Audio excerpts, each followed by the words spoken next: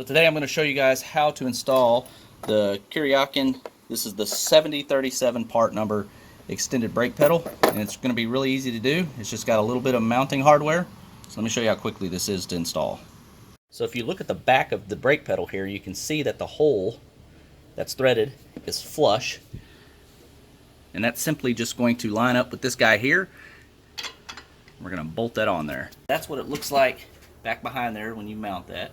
Okay, and you can see back behind from where the air cleaner is, it actually kicks that brake pedal out really nicely, so it allows me to get my foot up there, and it gives me just enough to grab that brake, and I don't have to pigeon toe on the actual brake pedal itself.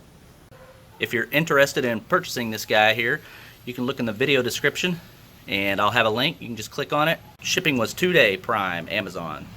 Thanks for watching.